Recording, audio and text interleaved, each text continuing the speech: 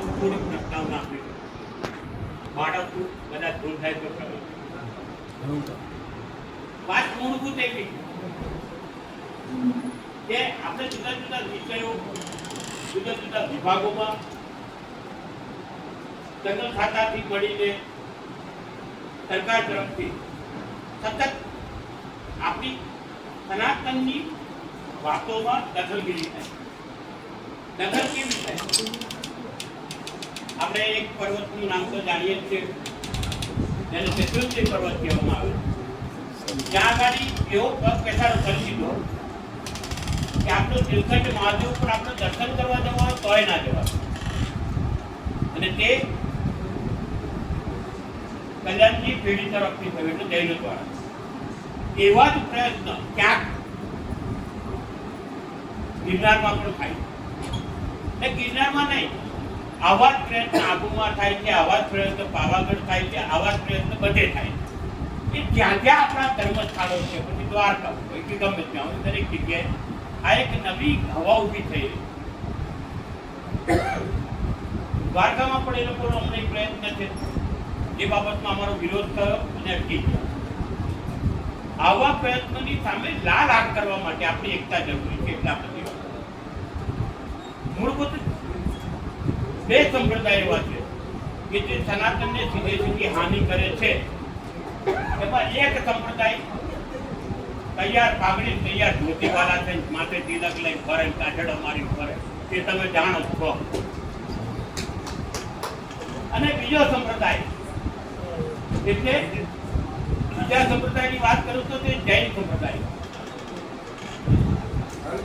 એ એટલે લગીની વાત કરે કે રામ અને હનુમાનજીને દીક્ષા પણ એમણે આપી, એમના તીર્થંકર આપી, તેવી વાર્તાઓ લખે. મૂળભૂત આપણી મૂળ પ્રણાલીઓને છોડવાની વાત છે. આપણા ધર્મસ્થાનોમાં પોતાનું સ્થાન જમાવવાની વાત છે. આપણા રાજ્યની અંદર 1% વસ્તી છે. કેટલી? 1% છે. એટલે 1% વસ્તી. આ 1% વસ્તી આપણને આટલા મોટા શરીરમાં બાવળના કાંટાની જેમ હેરાન કરે. આની સામે આપણો અવાજ છે. અત્યારે બધાની જ નજર બહાર સરકારે 2012 જગ્યા આપી દીધી. જે સર્વે નંબર ગિરનારમાં છે જ નહીં, એવો સર્વે નંબર ફાળવી દીધો. મૂળભૂત 24 તીર્થંકરોની વાત કરે, પણ મહાવીર સ્વામી પહેલા કોઈ જૈન નહોતો. એટલે મહાવીર સ્વામીની ઉપર જે 23 તીર્થંકર બતાવી કાઢે તે ઉપજાવી કાઢેલા. ને તેનો સહારો શું લીધો? તો કે સૌથી પહેલા તીર્થંકર તરીકે આદિનાથને મૂક્યા, એટલે ભગવાન સિંહને મૂક્યા, નામ બદલી. સીતાવનને શેષાવન કરી દીધું. સીતાવનને શેષાવન કરી દીધું. ગિરનારના ભવનાથના નામો પણ બદલી કાઢ્યા. આ સતત પ્રયત્ન એ થાય છે, એની સામેનો આપણો અવાજ છે ને આપણી એકતા છે, એનો પ્રત્યક્ષ જવાબ. આપણે જેટલા સમાજના લોકો એકત્રિત થયા છે, આપણે આપણા વાડા ભૂલીને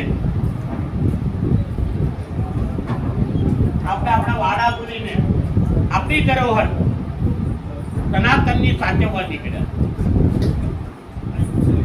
આપણે વાડા ભૂલી જવાનું.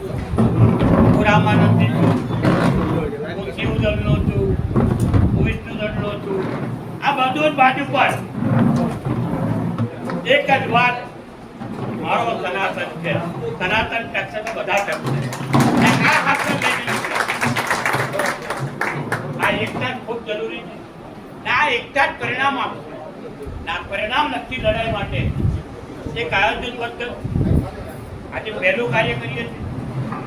ત્યાર પછી અમારું બીજું તબક્કો એવો આવશે કદાચ કે જિલ્લે દરેક જે જિલ્લામાંથી આવ્યા હોય એ દરેક જિલ્લે 10 તત્વી ભેગા થઈ અને દરેક કલેક્ટરને કે મામલતદારને આવેદન આપે. ત્યાં સુધી પહોંચવું છે, અવાજ બુલંદ કરવો પડશે. આ મેરા કામની સરકાર આ ડબોળ સરકારને રસ્તો બતાવો. આપણે કોઈ સરકારી લડાઈ નથી, આપણી સિસ્ટમની સામે લડાઈ છે ને સિસ્ટમની અંદર બેસી ગયેલી બુરાઈને દૂર કરવાની લડાઈ છે. આપણને ભાજપ હોય કોંગ્રેસ હોય આપણને કઈ પડી નથી, આપણને સનાતનની પડી છે. આપણા માટે રાષ્ટ્ર પહેલા, સનાતન બીજો. આ જ વસ્તુ યાદ રાખવાની છે ને આ જ પદ્ધતિ લઈને ચાલવાનું છે. બસ એટલે આ જાણકારી આપું. કાલે કોઈ માઇક પકડી લે, ઘણી વખત રેલીમાં થતું હોય છે, પૂછે બેન તમે કેમ આવ્યા, ભાઈ તમે કેમ આવ્યા, આપણને ખબર એ ના હોય. એવું ન થાય એટલા માટે આપણે પૂર્વ ભૂમિકા બાંધી.